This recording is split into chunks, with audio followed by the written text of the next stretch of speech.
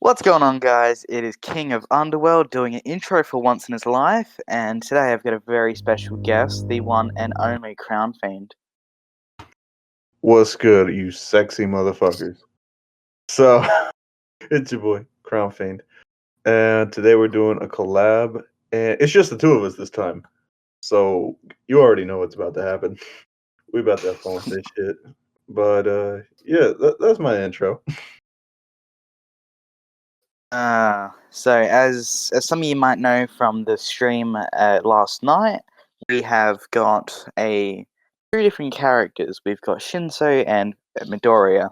I'll be taking Midoriya, and Crown is going to take Shinsou. Yes, Shinzo, the one, the only, the assassin. Oops. I had to Yes, do it. and Uh, I know you did, but this is just the intro, so we are going to get right into the story, and I just hope you'll have fun. Alright, let's get into it. Alright, so I'm gonna set this up for you guys. So basically, what we're doing is, what if Deku and Shinzo were heroic spirits? Now, we're not gonna turn them into actual heroic spirits. We're reincarnating spirits into them. So, with that being said, like this is how it's gonna go.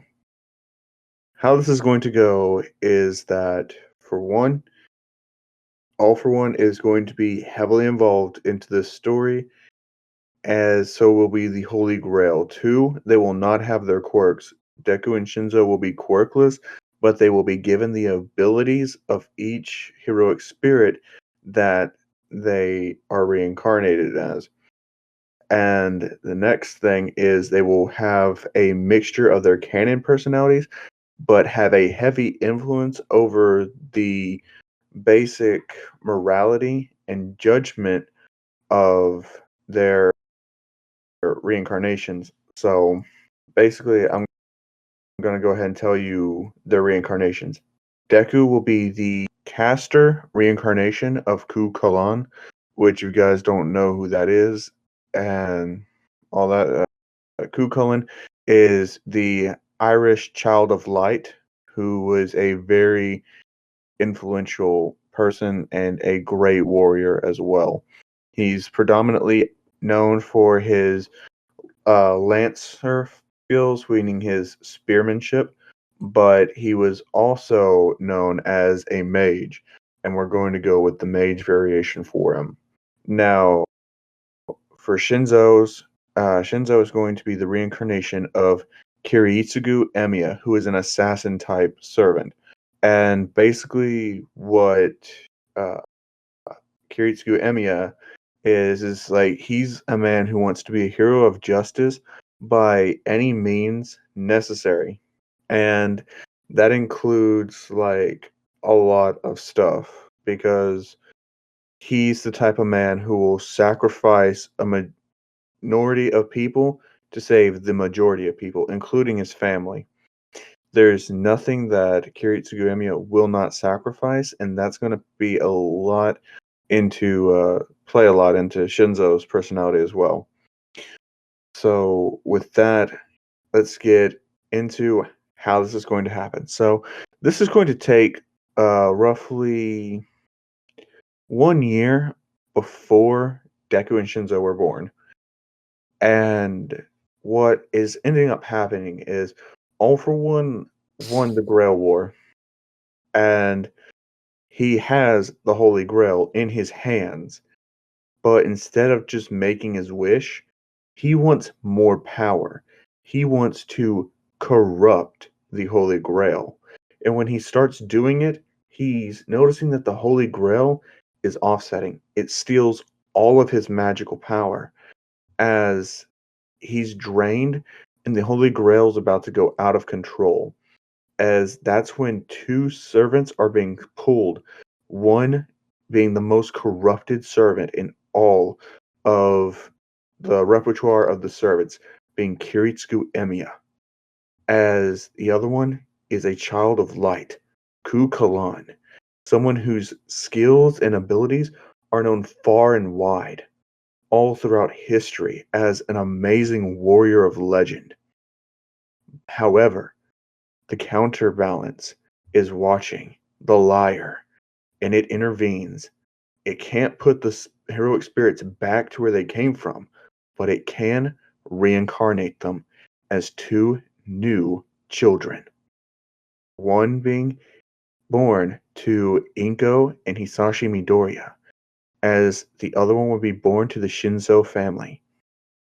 As basically Deku would be born, but he would have dark blue hair, as he would have glowing red eyes as well.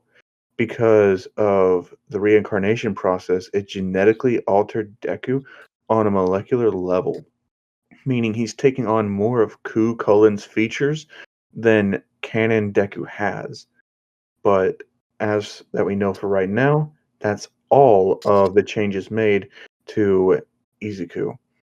With Shinzo being born, he would still be born with his purple hair because the black hair gene from Kiritsugu would have been like just a dominant thing. However, he would be born with solid black eyes. And when Shinzo's born, he wouldn't actually cry. He would just be staring and moving. His parents would be incredibly worried about him, but the doctors would say that he's perfectly healthy, there's no need to worry. But his parents would see that look in his eyes. There was a darkness that was born inside this child. As Shinzo would just start growing up. And this is where I'm going to let Underworld kick it in for their elementary school life. So, Underworld? Okay, I'm gonna take it. I'm gonna take the reins over from here. As Deku was growing up, his mother and father were extremely, very loving towards him, and behind what he had thought was loving and was love, he realized that his parents had arguments. Sometimes Hisashi would question whether or not Inko had cheated because of the genetics of his child. But his doubts were um, very easily mistaken for him hating Izuku, and he slowly began to grow distant from his father. Uh, but after he turned 4 years old, as he was in preschool, he was taken to the quirk doctors for analysis. As they got both the DNA from Hisashi and Inko to identify what his quirk could be, they found out he is quirkless, but he is actually the genetic son of Hisashi Midoriya. After finding out that Izuku was in fact his child was more loving, however, Izuku had just saw it as him making an excuse, and therefore still being at a distance from his father. However, the doctor said this is quite strange. Your son doesn't appear to have a quirk, but yet he doesn't have the joint which most quirkless people have. For some reason, there is mutation. That's why his blue hair and red eyes. This might need some further inquiries, but please do let us know if anything happens. Alright, Inko and Hisashi reply. We'll let you know if anything strange shows up. After a few weeks, Bakugari had unlocked his quirk as he was going to the same preschool as Deku at the time. He had awakened his explosions, and everybody was praising him for how powerful they and brilliant he could be as a hero, fueling the little boy's ego, not knowing the harm it would cause in the future. As Bakugo was showing off his quirk, Izuku had a weird feeling. He put his hand in the air and started drawing. People just thought he was staring off into space until he finished what he was drawing, and a sudden burst of fire released within the middle of the air. Everybody was just startled and turned around. The teachers took note of this and ran over towards him. Izuku, what happened? What was that burst of fire? I was drawing. What were you drawing? I was writing these symbols that pop into my head. As he draws another one, and a sudden torrent of wind exploded in the teacher's face, knocking her back. Call the parents. I think he's waking his quirk as well. As Bakugo looked over towards Deku and resented him for stealing his spotlight. However, it was never Deku's intention to do so. He was always laid back and carefree, and didn't really care what other people thought of him. And then after being taken to the quirk doctors again, he has had more tests run on him. The doctor said it. The child's are quite weird. He does seem to have a power of a quirk, yet it is not showing up on his genetic sampling. He doesn't have the quirk gene. For some reason, there's this weird anomaly that we can't observe. Can we keep him in for further tests? Yes, that would be quite alright. I want to figure out what's going on with my boy. After many hours of trying to research what this could be, they eventually gave up and just said it must be just a mutation of the quirk gene further into evolution, so it cannot be observed by our technology at the moment. However, for now, we will decide to give the name of the quirk Rune. If he draws a certain pattern, which seems to be ancient Celtic in origin, if he draws a pattern inside of his head of the rune, a effect will appear, such as fire or gusts of wind, like he was displayed at the preschool. I see. It's very powerful, so please do be careful and make sure that when he does use his quirk, he uses it very carefully. Alright. Now I'm going to pass it back over to you, Crown, to explain how Shinsou is going to go through his preschool.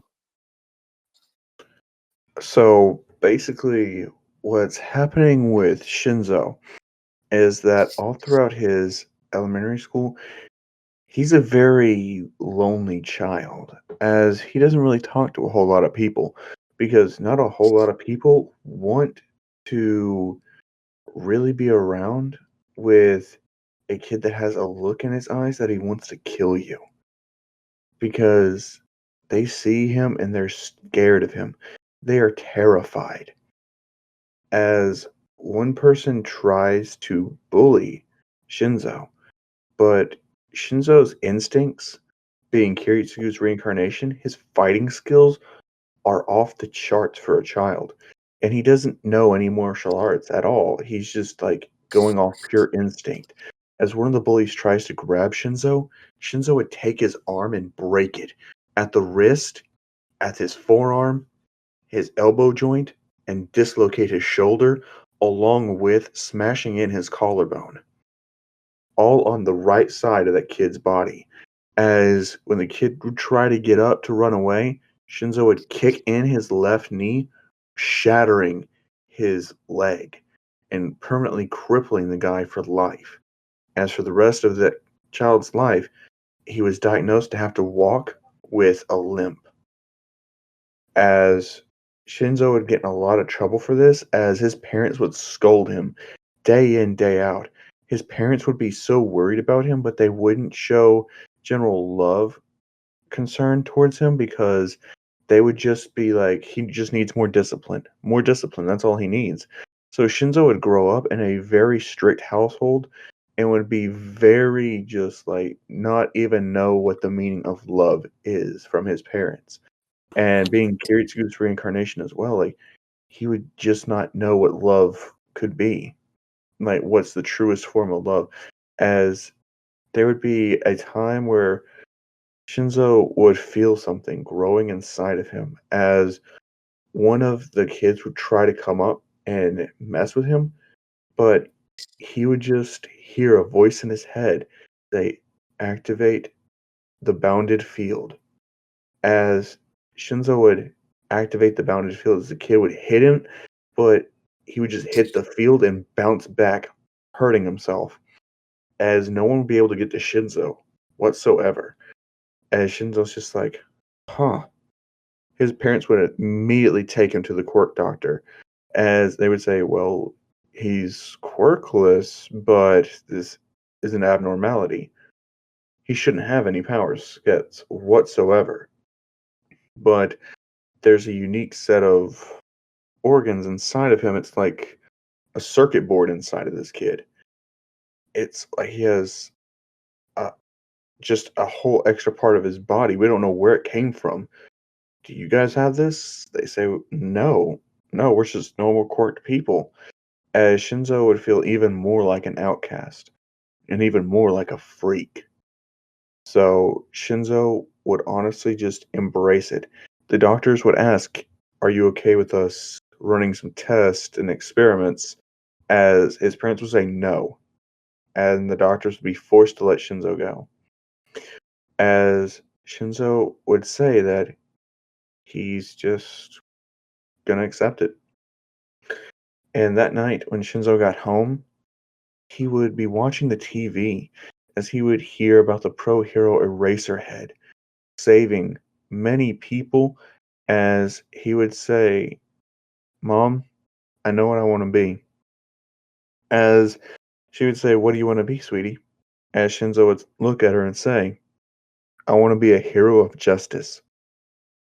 And she says, what do you mean a hero of justice? As Shinzo would say, he doesn't want to be a hero just to do, things and get popularity or money or fame.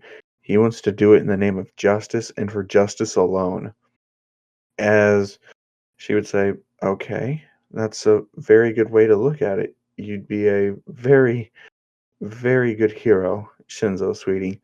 As she would try to put her hand on him, as Shinzo wouldn't do anything, but he would know that she's terrified of him. And this is when Shinzo would actually be put up for adoption, as he was just too much. Like, his own family couldn't handle him anymore. They couldn't handle that look in his eyes. They couldn't handle him being just so weird. As Shinzo would go into an orphanage, but he wouldn't stay there for long, as a kind soul by the name of Naomasa would adopt Shinzo, as he would actually be the first person to start showing Shinzo love and affection, as he would actually start training Shinzo to do the right thing because it's right. And Shinzo would grow up alone at school, but having a very caring father. And that's how his preschool life would go. I'm gonna kick it back to Underworld, who's gonna let us go into their elementary school. So, Underworld, take it away. Alright, as Deku was growing up, he was very admired by his classmates and peers, and had grown up to have a bit of a more bolder personality, as he did not know why he had such a carefree attitude. He just did. He was very strong, and he was a very athletic kid. It seemed to be almost weird. He was so athletic, but yet his quirk was so magical in a sense, people would say. And a weird a weird facet he learned one day whenever he was in elementary school, he picked up a javelin and threw it without realizing he threw it with perfect form. The teacher was impressed. He'd broken the school record. However, when the teacher asked him to try and see if he could make it even further with his quirk, it just blew up. The javelin just blew up in his hands. What the? What was that? It's almost like my quirk rejected it. the the gym teacher says, "All right, how about you stop for now? Nah, those things are expensive." All right. He was kind of disheartened by that because he had seen many people throw javelins on screen, and on TV and decided to do the same. He was very good at throwing, and he admired the technique. However, it seemed that fate just dealt him the worst hand. And as he was going through elementary school, he had gained a sort of love-hate relationship with Bakugo. They didn't outright hate each other, more as they respected each other's power. And he was also a bit of a playboy with all the cute girls in class. For some reason, he had grown up with weird a weird trait that everybody seemed to ask him about, which he had no idea why. He always speak in an Irish accent. Hey, cutie, how you doing? The girls would just giggle and laugh, not much yourself. And over time, his parents seemed to pick up on it more and more and ask him, "What's with the funny accent? I don't know what you mean." Sweetie, it's a joke, isn't it? I seriously don't know what you're talking about. His parents just brushed it off as a joke. However, as he got through elementary school, he just kept on.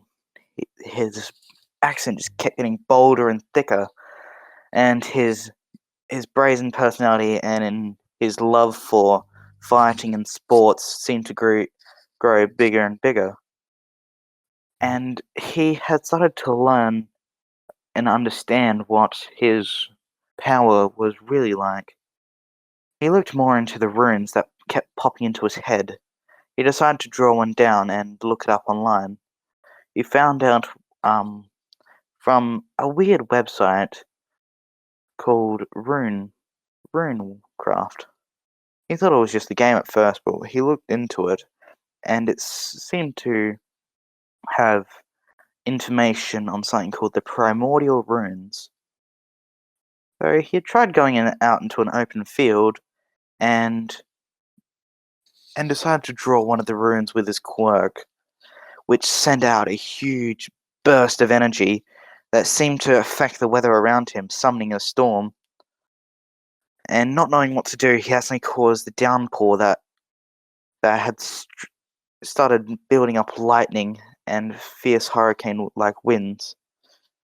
As he was running back home to try and figure out how he can stop this from happening, he called out to his dad, who was working out front of the house, as to get inside. Something went wrong with his quirk, and that's when tragedy struck. A lightning bolt slammed down on Hisashi. After the bright flash of light, Izuku opened his eyes and saw his father standing there lifeless, and then fall to the ground, charred to a crisp. That broke him a bit. He even though he wasn't close to his father, seeing that he had just killed him by accident because he was careless, that drove him mad a bit. He started to resent his power and started to never seem to use it. However, when he attended the funeral, he was very upset and sad and had to be comforted by his mother. She didn't believe him at first that Hisashi's death was due to his own reckless mistakes. However, after explaining the situation to Inko, she kept trying to comfort him, saying it was all right. He didn't know what was going to happen. It was not his fault. He just couldn't forgive himself, and as the funeral had passed and he had received a letter that was addressed to him. To my son, I'm sorry I always doubted you. I never mean to shun you as a child. You gotta believe me that I thought your mother had cheated. And I could see that it had hurt you quite dearly. I tried I tried to grow close to you, but you were just too heartbroken. I hope this letter, if it ever tragedy shall strike you and you don't know what will ever happen, I hope you can come back to this letter and understand I did love you, and that I always saw you that you could become an amazing hero, because the you've always idolized the strong and fierce warriors that was the brave heroes. I I wish what any good parent would, that you find success and love in the future.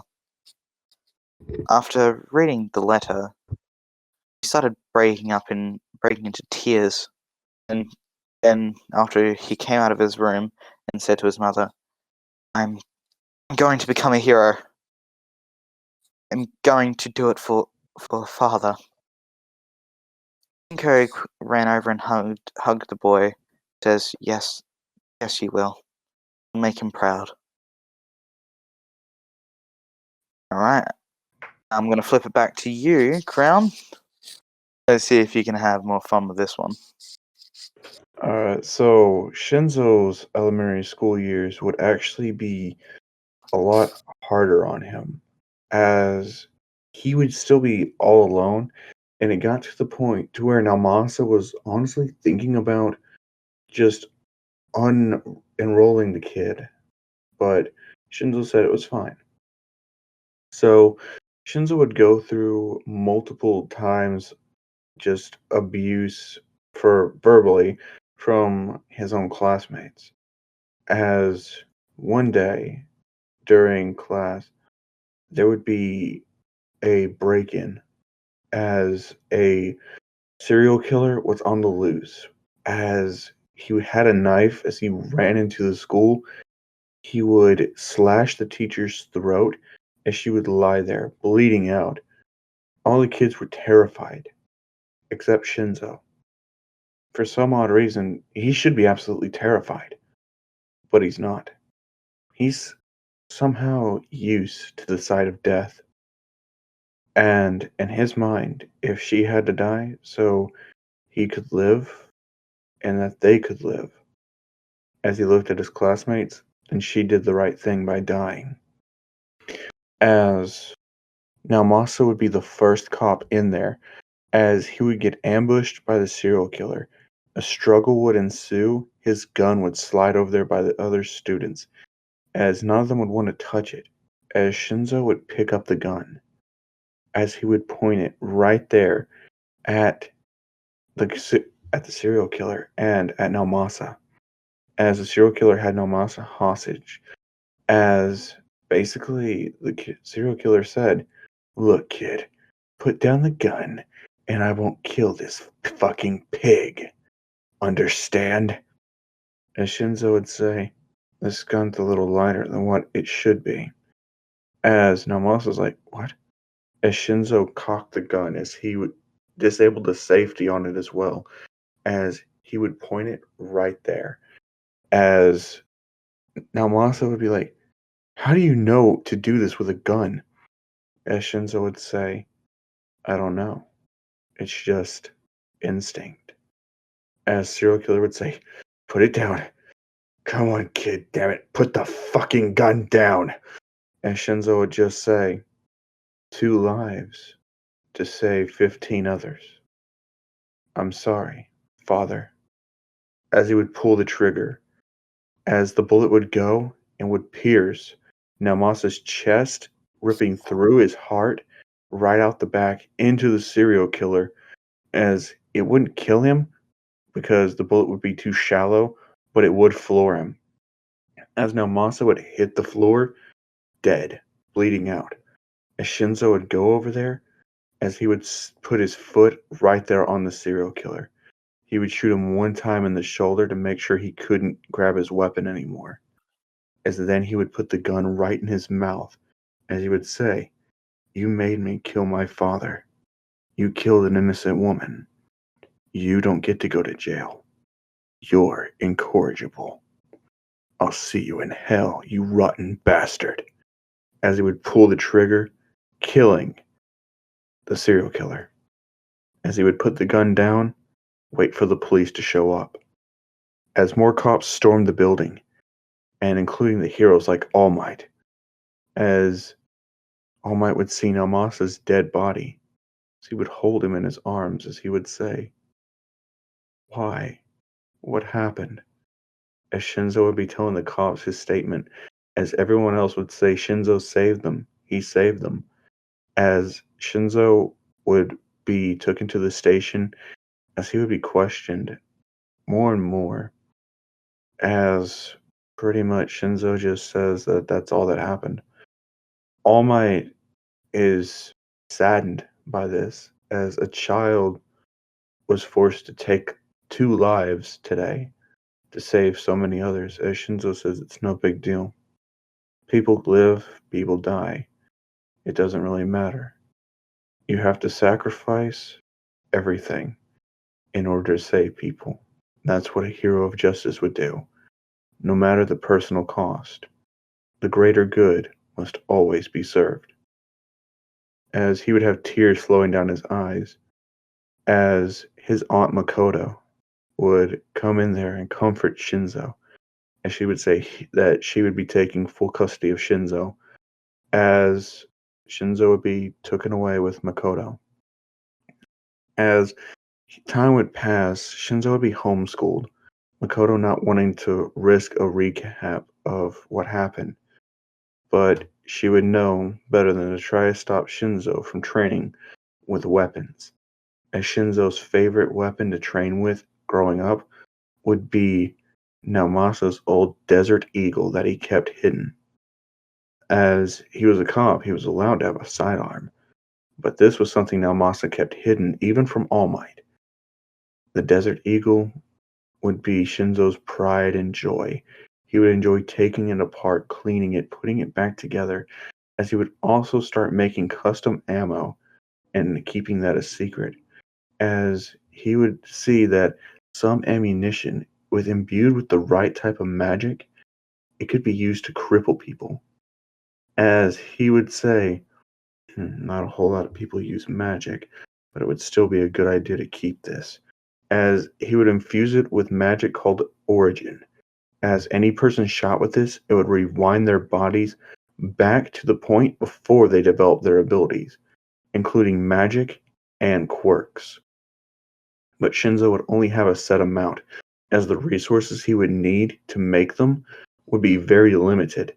So all Shinzo has are 2 bullets, and he keeps those on him at all times. No one's going to take them from him, and there's no way in hell he's going to lose them. Because after all, that time, energy, and magic that he had to spend to make it, yeah, Shinzo's not losing those bullets. As he would go out throughout the rest of his elementary school life, as he would tell his aunt that he's ready to go back to normal school. He wants a normal middle school life. As he says, very well. As she would enroll Shinzo into the same high school as Deku and Bakugo. As he would walk in on his first day, as he would introduce himself as Toshi Shinzo, as he would not have had his name changed whatsoever. As he would go all the way to the back of the class and sit by a kid with blue hair and red eyes, as he would look over to him and say, "Huh, blue hair. Neat." As he would just start looking at his textbook, he would be history class, as he would start looking through it and he would learn that, they're talking about an Irish myth. The Irish hero Cú Chulainn, the Child of Light. As he would look at Deku, as he would see him infatuated with the concept of Cú Chulainn, the spear and everything, and the way that Cú Chulainn was described, he would say, kid, as Deku would say, huh? And he's like, your name is Izuku, right? Deku would say, "Yeah, of course." He says, "You really look up to Kukulin, don't you?" As Deku would say, "Yes, I do, a lot." And he says, this is just my personal opinion, but I think his name should have been Kukulame." And he looks at Deku and says, "Kind of like you. You know, the way this book describes him, you look almost exactly like him. Descendant or something? Either way, I am now calling you Kulame. That's your nickname." And this is where I'm actually going to let Underworld take over. So, Underworld? As he heard the insult from the purple haired, very, very lonely looking man, says, Cuckoo lame. I take that as an insult already. Didn't even have to look at you to notice. Ugh, with that sad look in your eyes, they'll think you're a lost puppy. Don't you dare insult me or Cuckoo Lane again. I got enough skill to back up my words, so don't even think about trying to fight me. He gives Shinso a bit of a glare, as he has a habit of when he gets a bit pissed off, he will get into a fist fight, as it has happened once or twice to Bakugo, being the annoying little chihuahua he thought he was. And then he whips up his finger and writes out a rune in front of him. Aisa, he would say, muttering under his breath, as he can see a little ring of light dancing around his arm, and then whipping it onto towards Shinso's mouth. There you go. That should that should shut you up for a while.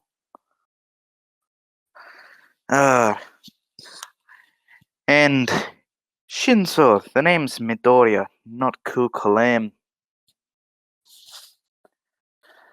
As they, as he would have a weird feeling that he has met this very, very annoying person before. However, he can't quite place it. Going later on, he talks with Shinso a lot more, and getting to know him. Hearing about his past, which Shinso does not seem to flinch at telling. He says, "You got you got some balls on you, laddie. Most people would be freaked out and be in the psychiatrist's office." I'm kind of the same. I killed my daddy too. Shinso has, for some reason, perked up a bit more when he hears about the same, when he said this, that he killed his dad as well. Yep, let my quirk slip accidentally, and I struck him the bolt of lightning. Ah, but now, because of that mistake, I'm trying to become the best hero I can. However, I'm quite pissed off that my quirk destroys all the spears I try to use. You know, for some reason, I just feel like I have to use one. As they they weren't really friends, but they weren't really acquaintances either. They were in the middle. They would talk, but neither of them liked each other enough to be called friends. They had a mutual respect for one another. However, they both couldn't place their hands on it. As they were going throughout the year, they had begun to talk more and banter a lot more about their lives, and always being annoyed being called Kukulame. Bakugo tried to use the insult as well after hearing Shinso say it to Deku, and he let Shinso slip the word once or twice a day. However, Bakugo, the annoying little chihuahua he is, he doesn't take stick from a little doggy. Oh, you want us to repeat that, you brat? Yeah, I fucking called you kook lame. Had purple hair over there fucking say it. What are you gonna do? Hit me? I'll just throw it right back at you with an explosion.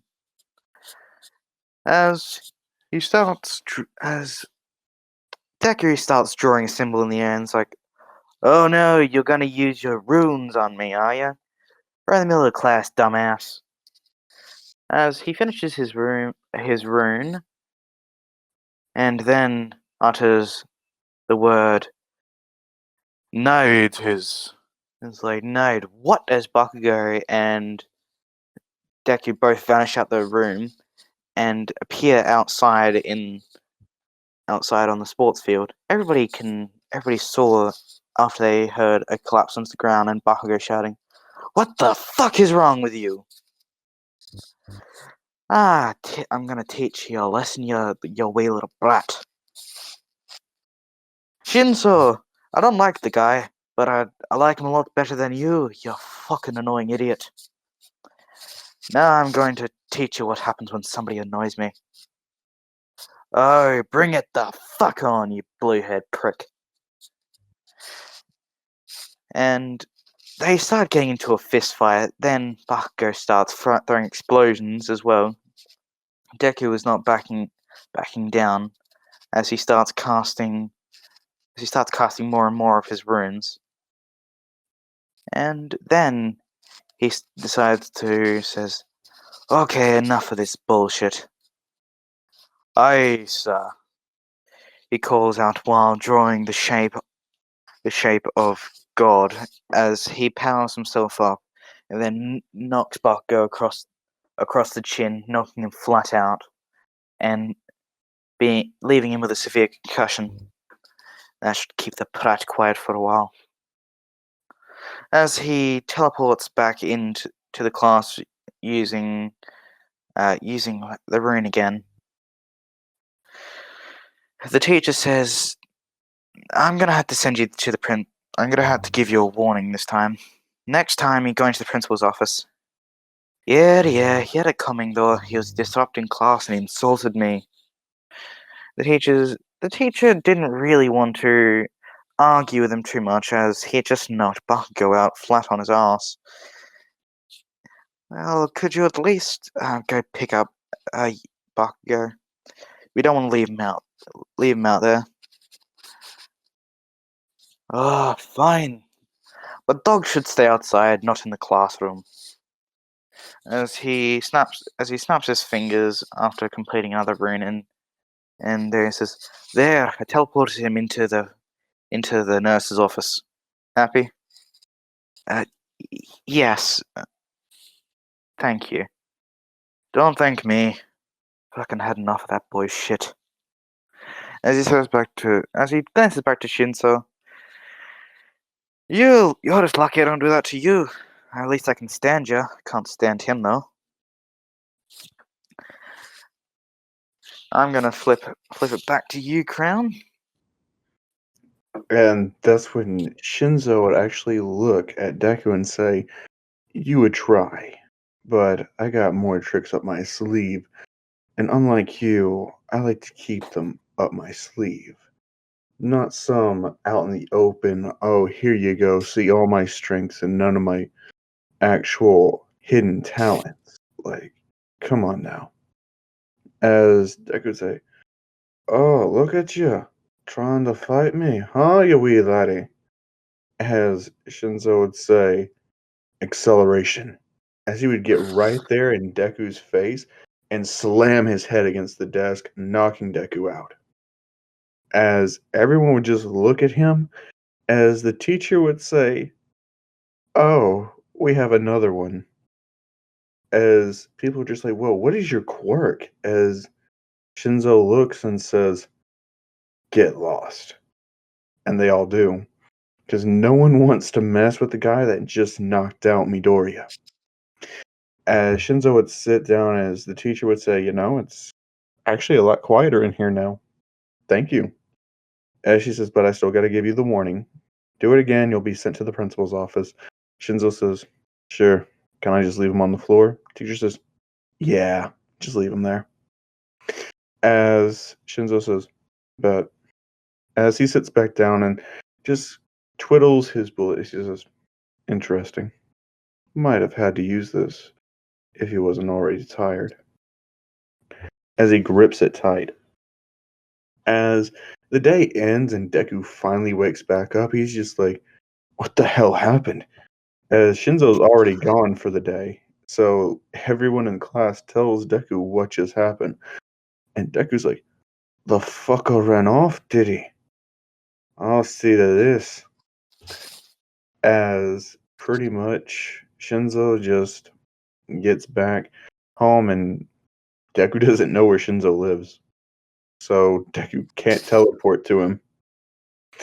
As that's the day where Deku just teleports somewhere as he sees a actual crime going down. And Shinzo's actually going out to get some drinks because his aunt Makoto said that they need some more, oolong tea for dinner. And Shinzo said, sure, I'll go out and get it. As Shinzo's walking across, as he sees Deku there, he's just like, oh, hey, Kulame, what's up? As Deku just runs into the alleyway. And Shinzo's like, weird. As he reaches to the back of his pants where his Desert Eagle is, as he feels it's still there. He feels the 2 bullets in his pocket as they're still there. He says, good. I got everything I need to take them out, including Midoriya, if need be.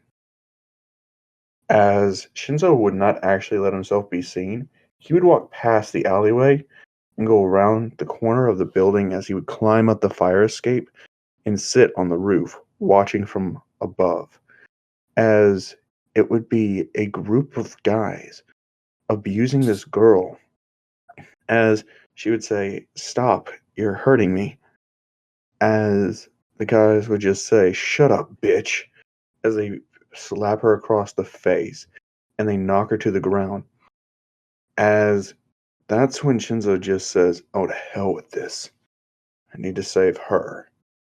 But and he remembers, hero of justice, no matter what. So he pulls out the Desert Eagle, and from a distance, he also has a makeshift silencer that he carries on him at all times.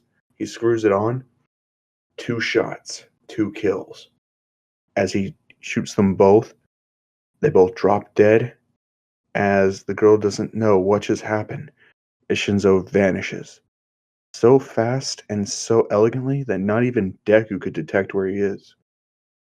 As he goes to the convenience store, gets the oolong tea, and returns home, but going a separate way than the way he just came. As he gets home, his aunt would say, hey, did you hear? There was a shooting that happened. As Shinzo say, what? No, didn't hear it. He says, what was it about? And they say, apparently 2 guys are trying to rape this girl.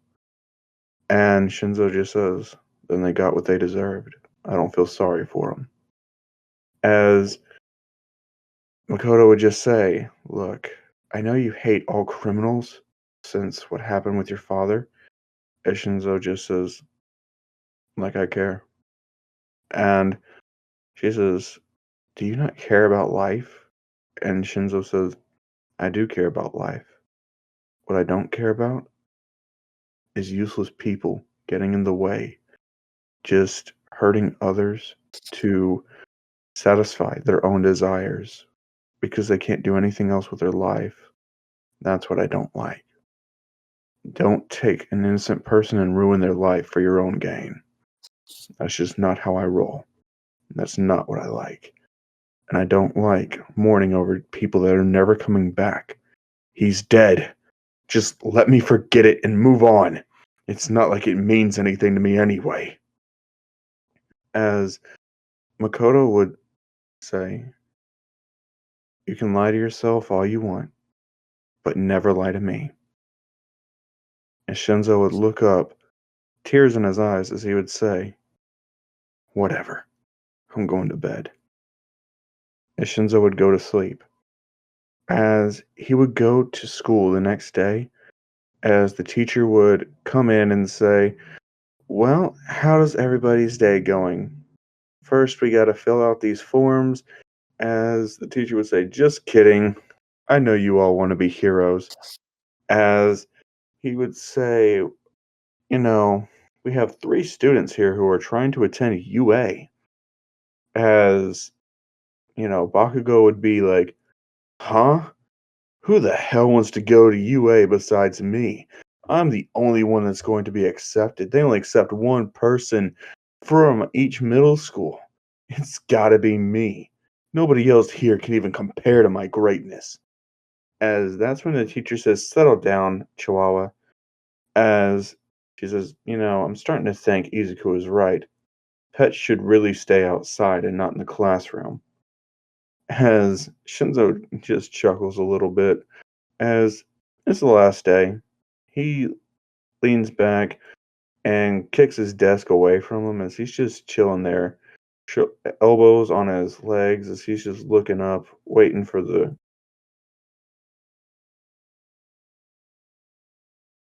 clock to hit the time so he can get. Basically, the teacher tells Bob, "You're stronger than you, smarter than you,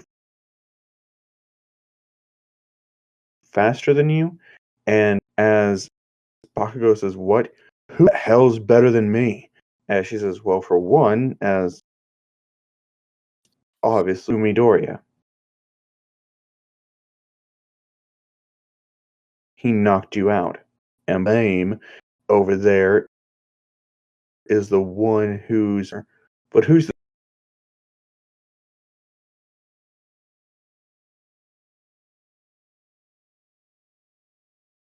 the second one?" As the run by, as Shinzo doesn't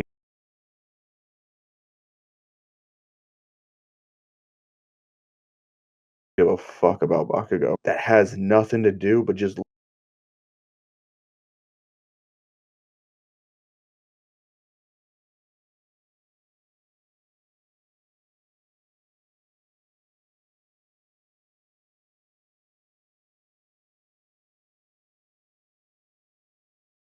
looks like a fucking kicked Midoriya's ass. What makes you think you would fare any better? As that's when Midoriya gets up, as he would say, "Okay, whose arse did you kick?" As Shinzo says, "You need an instant replay? Or you good?" And the teacher says, "Okay, all of you settle down." As they all sit back down, as Bakugo's pride is hurt, as everyone's just telling him, "Man, Shinzo would fucking tear you apart." As the school day's over with, as Bakugo walks right up to Shinzo and punches him in the face, as Shinzo's just like, "You know what? I was just gonna leave here and not say a word, but now I think I'll break your bones first." As Bakugo goes for an explosion hit to Shinzo, Shinzo uses acceleration, sweeping Bakugo's legs, kneeing him in the stomach, grabbing his chin and slamming it through a desk, 10 times harder than what he did to Izuku. So not only is Bakugo knocked out, his skull is fractured. As Shinzo says, it'd be a shame just to leave it there. As he just stomps into Bakugo's ribs, breaking 3 of them on each side. And then he leaves, leaving Bakugo broken and unconscious. As no one was around to really see it, since Bakugo doesn't have his group of cronies that are just sucking him off to unimaginable levels, and Deku's pretty much gone because he can teleport back home. And Shinzo's walking as he goes through there as a sludge villain is on the loose as he knows about it. In fact, that's currently what he's hoping for, as he's find it that's absolutely disgusting that pile of sludge should take from other people. As he holds his Desert Eagle, the first round is the origin bullet. He says, This might be a waste, but at least that fucker will die. Slowly and painfully. As pretty much the sludge villain does, engulf Shinzo a bit, but it's not enough, as Shinzo still can move his arm a bit since he's calm, as he's not trying to escape.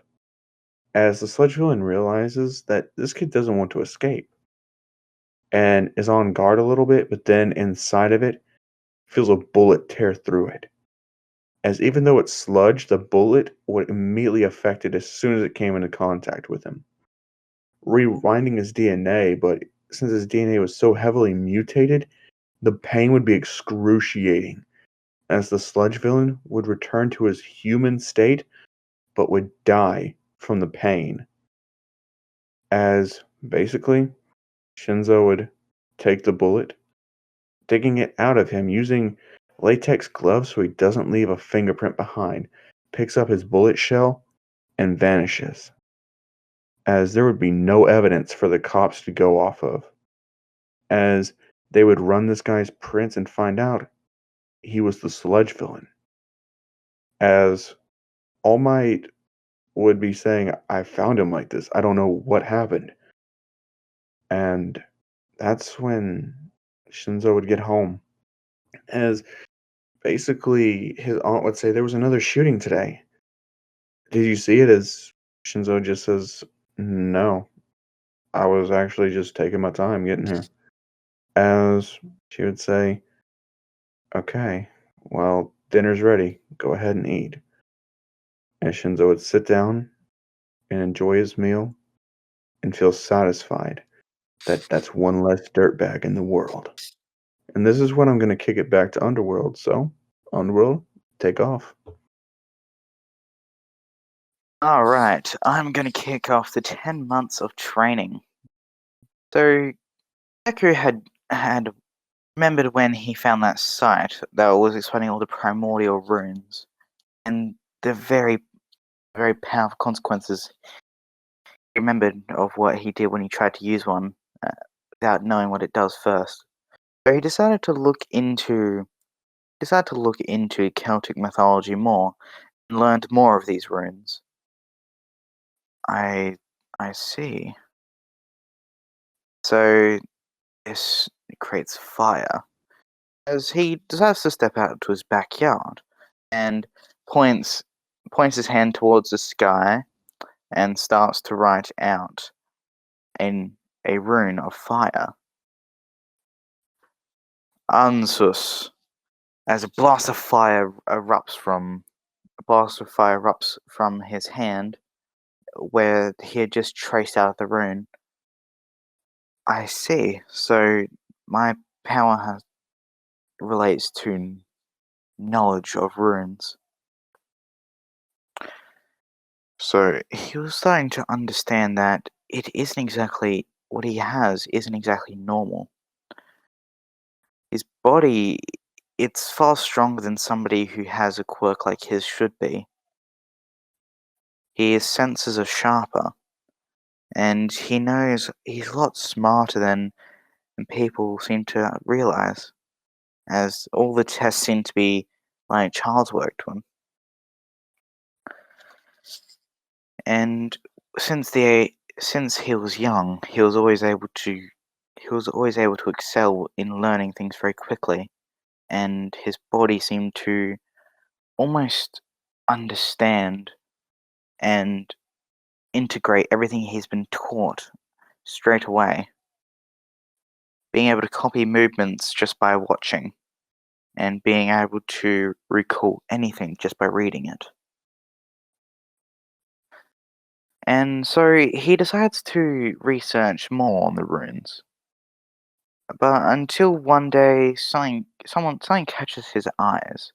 As he was out and about, he saw a very dirty beach that needed to be cleared up. He thought to himself, "Ah, what a waste of a beautiful sight. Come on, that's just lazy." He thought to himself, "Oh wait, if I can go get a permit, I'm allowed to use my quirk whatever I want." Well, what I think is a quirk anyway. So he decides to go to the council and asks if he's allowed to use his quirk to clean up the beach. They grant him permission, thinking, what's a kid gonna do anyway?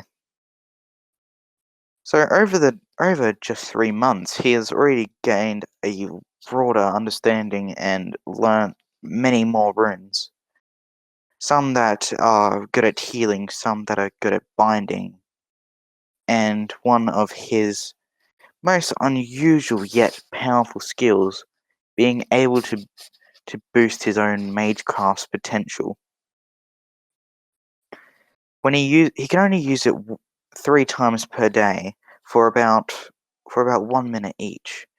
After if he's used it more than that, his body is overtaxed and he cannot use any more of his runes. He decided to he, after learning this fact, he decides to keep it as a trump card, just in case something were to ever happen that would force him to use it. As he was cleaning up the beach, he had saw a hero doing on patrol.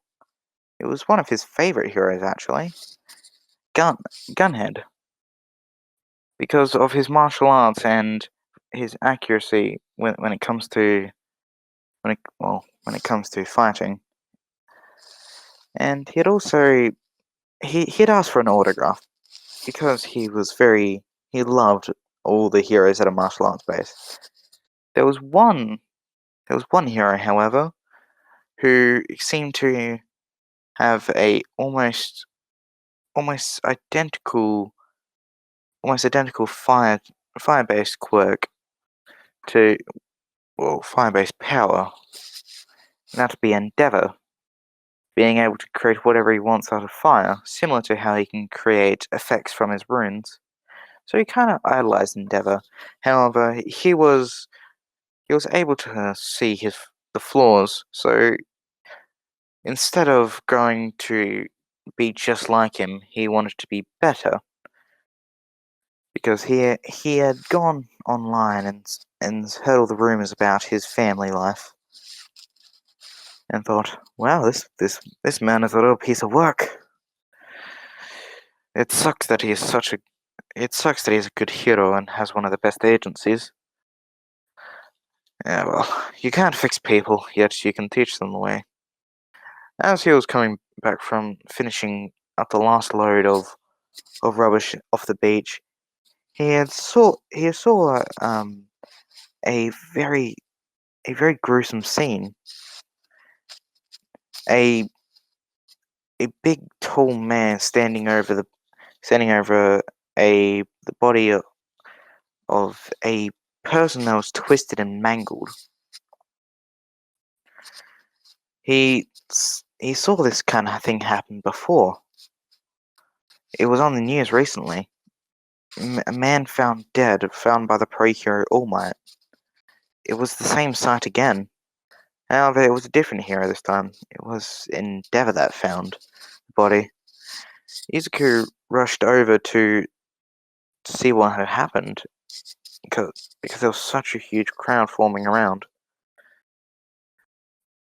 And he saw a very bloody sight. Man's body is twisted and warped. Looks like something had hit him. However, it caused too much damage to be a regular bullet, he thought to himself. After seeing that, he contemplating who could have been doing this, and thought on that for a while.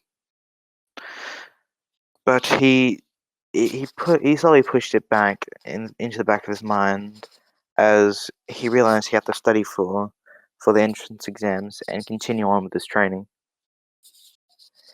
And in his spare time, he learned to go out to the city, where he had a bad habit of flirting with a bunch of the city girls and asking their phone numbers.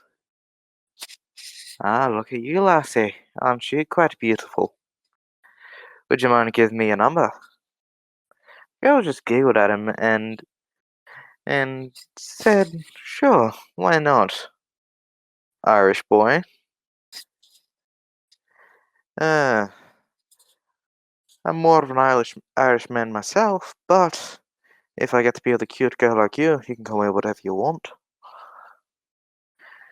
He was always known in his he was always known in his school for being a bit of a playboy, and often a lot of the guys didn't like him because of it. But as he was on after he had encountered the girl, he had bumped into a familiar face, Shinso. It was Shinso was walking around with a very dead calm expression. Hey Satsak, how have you been? As Shinso notices the very rambunctious and loud blue-haired boy, and seemed to sigh to himself. What do you want, Kukulane? What have I told you about calling me that? I hate it. That's the point. It'll just keep you from disturbing me. Can't you just be a bit more friendly? What's the point of making friends if they're just there to annoy you? Jeez, you just seem to be a ray of sunshine today. Did I get your mood up? As he could see that his joke really didn't go anywhere, and just seemed to bounce right off of him. Good, tough crowd. Look, I'm always here to have fun. You should try and learn that too. Maybe you might smile. Oh wait, now that I think about it, if you smile, your face is gonna crack. He started laughing to himself and then wandered back off, not knowing where Shinzo had just come from, and completely forgetting to ask him after talking with the purple-haired boy for a few minutes, as he didn't realize that Shinzo was coming out of an alley. And that's why I'm going to pass it back to you, Crown. And basically, after that alleyway that Shinzo was coming out of, Deku doesn't even check it. As Shinzo just like saying that was too close. He almost found the 3 dead bodies. If he gets any closer, I'll have to take him out. But that's when Shinzo would start looking on the black market. After all, it's not easy to come across firearms. And since Shinzo has been taking the money of the people he's been killing, he does have quite a bit. As he would say that he's going to need to buy a few weapons. As he starts looking on there, as he finds his first weapon of choice, the Calico M950. It's basically a submachine gun, which, Shinzo, he's like, that'll be perfect. But he was looking at making the origin bullets a bit more powerful, pack a bit more of a punch in case there was ever someone who had a really hard shell that the bullet would not be able to crack in its current Desert Eagle state. And to be honest, he doesn't want to get caught with the Desert Eagle, and he'd rather frame it now, considering it has done him a lot of good, but at the end of the day, it's too sentimental for him to risk breaking out in the field. So, he orders himself a Thompson Contender, which has the long single barrel, which he's just fine with. As he realizes that these type of bullets would be the perfect one for him to be able to create and warp the origin bullets to its exact specifications. So, he would also look more into ordering more materials for the origin bullets, as he would be able to make a full briefcase full, but there would definitely be a set amount. There's no real amount of materials that's readily available to make more, so he has to be sparingly when he uses them.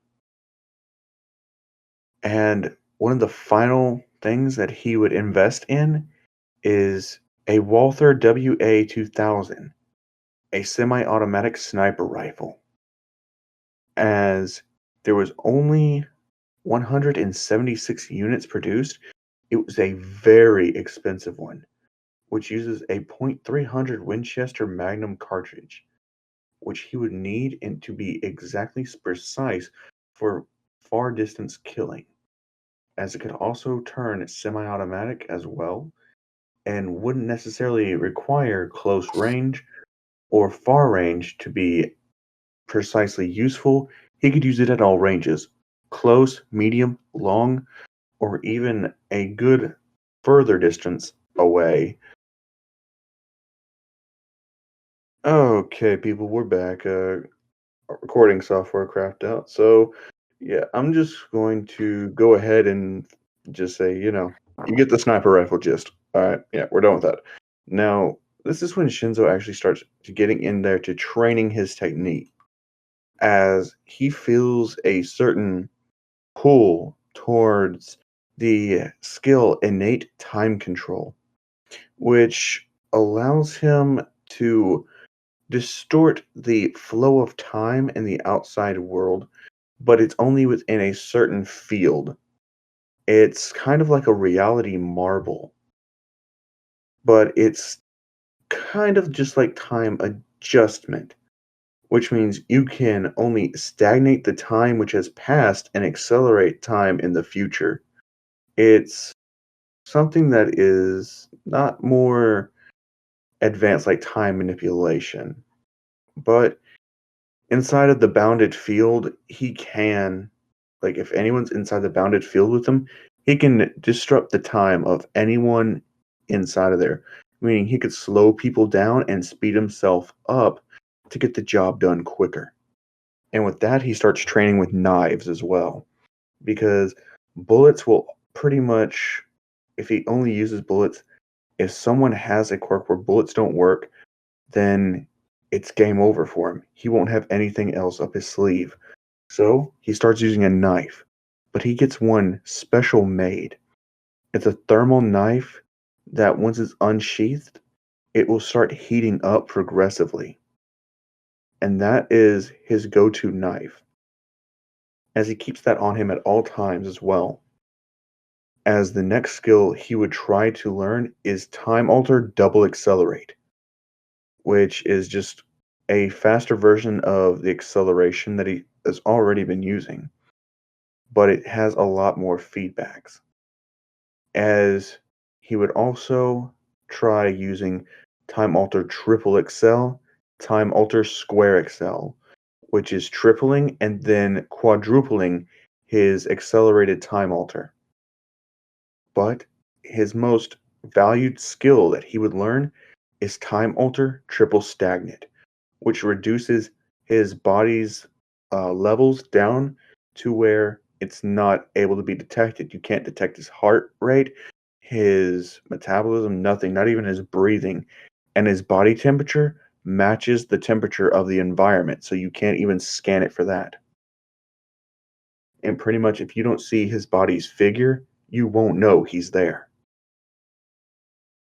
As he also has a very minimalistic approach to things, only using what's absolutely necessary to get the job done, as Shinzo would spend the full 10 months mastering all of those abilities. Since he already has somehow a feeling about them, he would just have to get used to them in his body's format. So, at the end of the 10 months, he would master all of his skills, as all of his weapons would come in, so he would clean them, use them, testing out every possible scenario, getting a feel for each weapon as well, and would eventually you have his own style. As Shinzo would wear more of a black suit out in public with a black trench coat as well, as he's wanting to look as very professional as possible because that's just his kind of style. But he would also wear a face mask so people really couldn't get a good look at his whole face, as he would also wear headphones to look like he's just jamming out. The only thing he wouldn't wear is a tie because he hates ties. As he would keep on going as he would come across an alleyway and he would see this girl with blackish purple hair. She would have long earlobes with a headphone jack attached to each one, telling people, no, get away from her. She doesn't have any money. As these guys, one of them in a purple suit with a cane, would slap her with his backhand, saying, shut up, bitch, you work for me now. And I say you're gonna take some fucking customers, you're gonna take some fucking customers. Understand? As that's when Shinzo would say, more people. Gosh damn, will evil ever stop? As Shinzo's mind, even though he's only saving one person now, he's saving the collective majority, which are good and generally innocent people, from the minority of villains and trash scumbag criminals. So, this time, he wouldn't use a gun. He would use his knife, as he would use Time Alter, Square Excel, pushing his body to its limits and slashing their throats before they even knew what was going on. As the girl would just say, well, what happened? As a mark would slowly form around their necks as their heads would be decapitated. There wouldn't be any blood coming off because of the heat from the knife. It would have cauterized the wound going through it and outside of it, which means no blood will be flowing. It would be a clean cut as he would sheath his knife, as he could hear people coming around the alleyway, as he would take the girl by the hand and say, come with me, as he would pull her away, as they would go somewhere far away from there using his time alter triple XL. He wouldn't go to square XL again, but he would still be pushing his body pretty hard. As he would get there, as he would say, damn, this is a lot harder than it looks. As he would say, what's your name? As she would say, my name's Jiro. What did you just do? And Shinzo says, well, what's it look like I did? I just killed those people to save you. As she would say, thank you. This is the first time anyone's really helped me. Those guys used me. They would beat me. And if they ever caught me out by myself, they would take me, put me in their car, and force me to take on customers, as they would call it. As basically Shinzo would say, well, you don't have to do that ever again. If you want, I can teach you to defend yourself. I can teach you to kill. As he would get a flashback to the time he actually had an assistant in a previous life, it feels like. As he would just say, what is this feeling? As he would just say, what's going on? As he would just say, don't worry. It's nothing. Anyway, let's get out of here. Mr. would say, yeah. As pretty much they would get there, and he would actually run in to a boy with blonde hair and red eyes, as he would say, watch where the fuck you're going. As he would say, Baku bitch. Well, look at here. As basically Bakugo would say, oh, fuck off.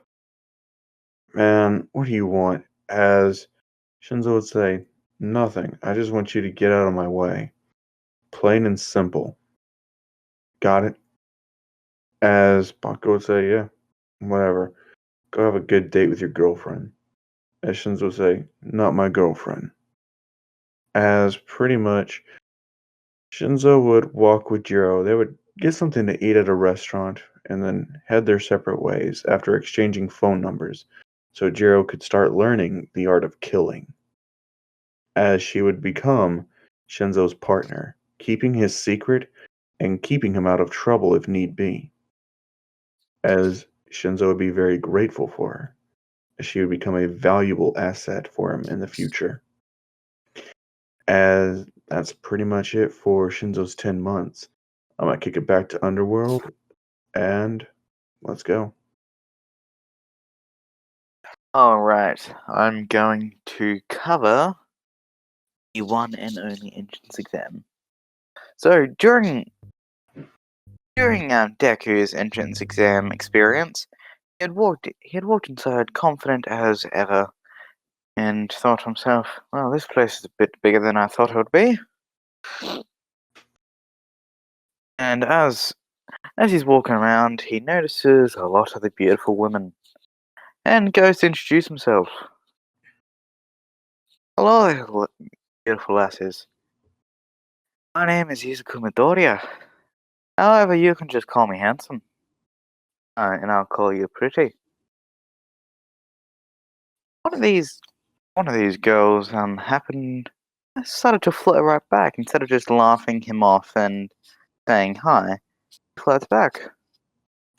Alright, handsome. Alright, handsome. You can call me pretty then.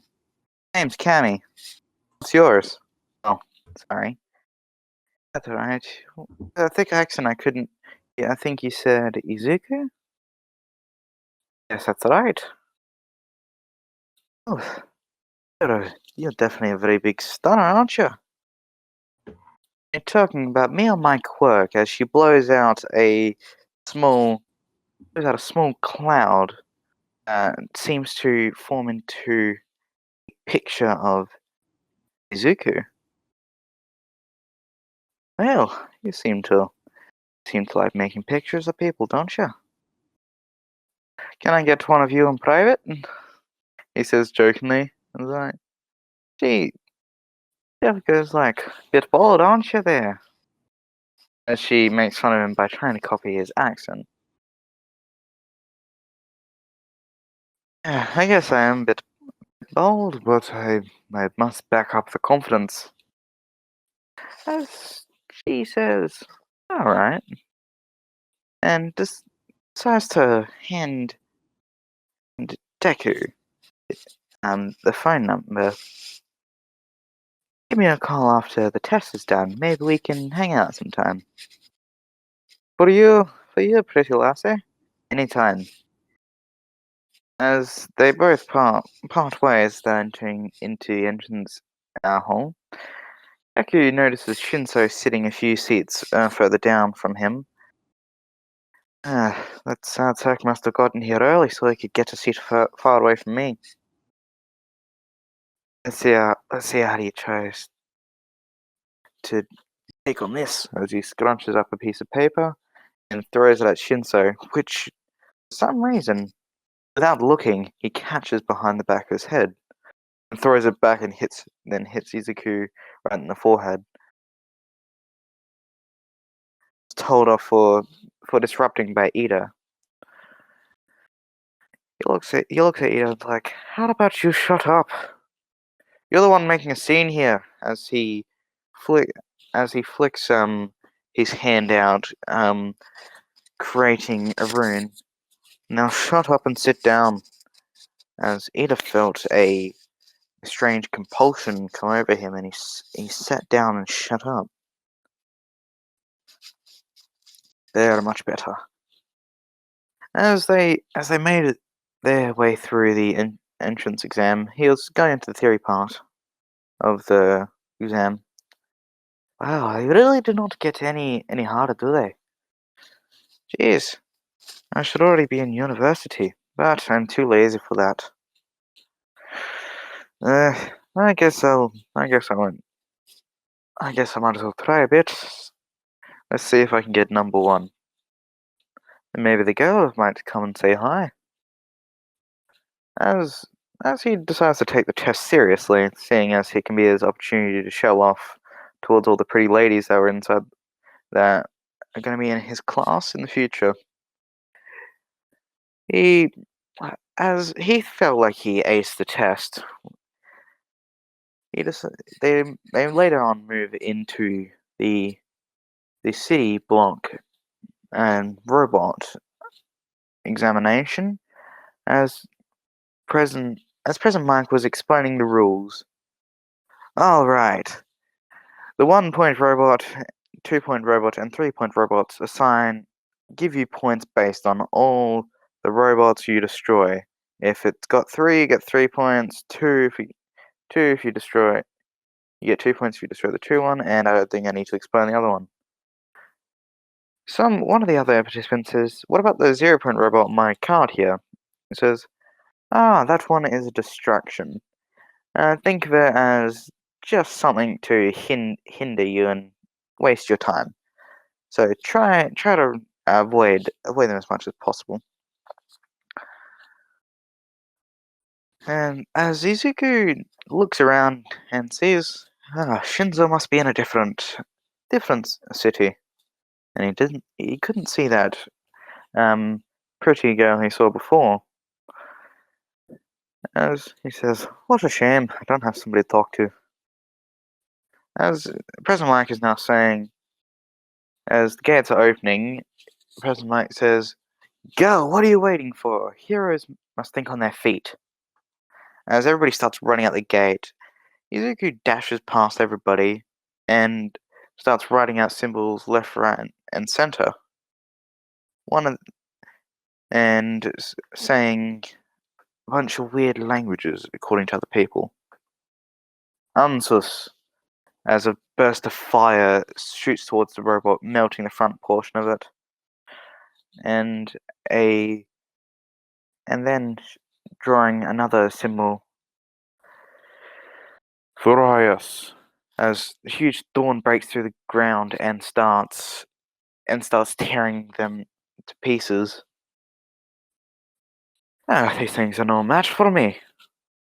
I guess that means I have to ace two tests before this thing will be interesting. As after about 15 minutes or so of going around destroying a bunch of robots, he he saw a giant robot emerging from behind all the buildings, and says, "Oh, would you look at that? So that's the 0 pointer." He was contemplating whether or not to uh, test his abilities on it, thinking, I want to make sure I get first place. I need to show more robots, so I might just leave it." As he hears a cry for help and sees a brown-haired girl who he thought was a bit unattractive, but he remembered the words left by his father. "I hope you become a great hero." Ah, shite. I guess I have to help her. As he runs up towards her and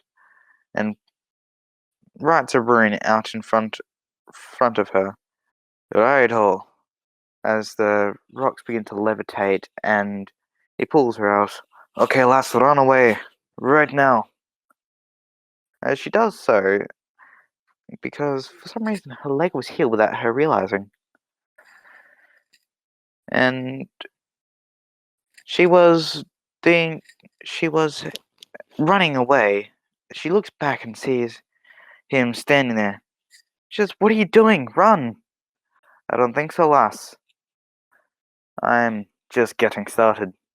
As he touches the ground in front of him and starts writing through 18 different runes as quickly as possible. "Alright, time to have some fun." He claps his hands together. "Wicker Man." As a giant humanoid figure of wood starts bursting out of the ground, smaller than the robot, yet all of a sudden the flames start engulfing the wooden figure as it smacks down the robot. And there it crushed its head in. A bit fun to watch, isn't it? God, that took me forever. I'm tired. As then, he starts to feel a bit faint. Um, He starts to feel a bit faint from using too much magic. Oh, well, I guess that's it for me. It's the time that buzzes up, and that's where I'm going to leave off Deku's performance. Over to you, Crown.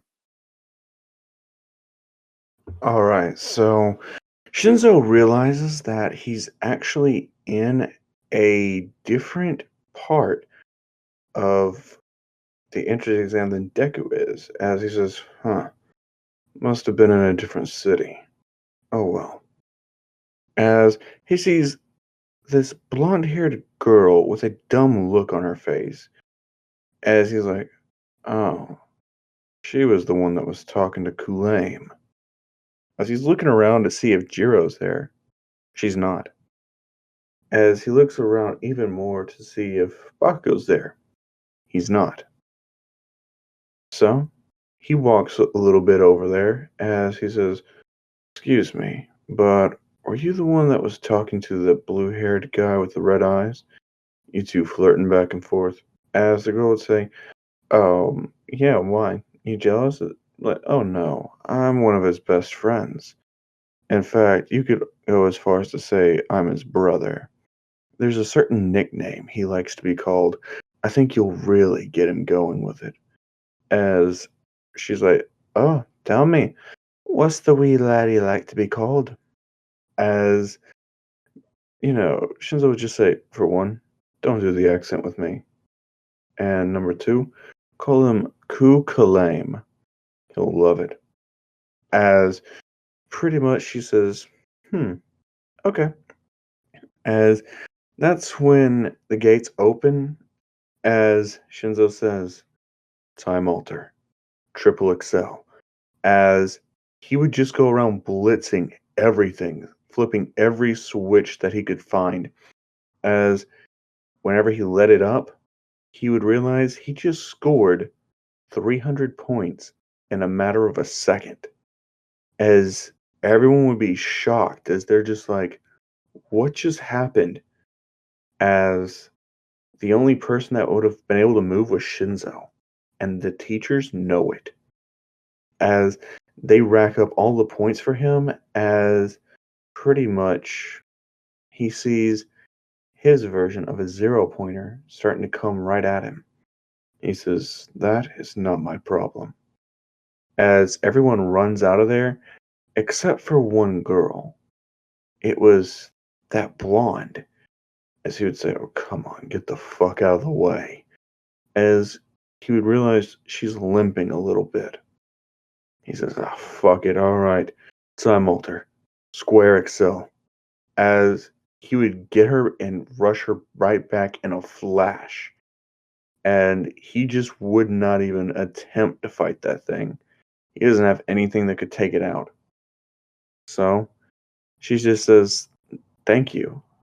As he would say, it's whatever. As he would walk off, as he would feel drained, as he would just be like, God damn, that was fucking tiring.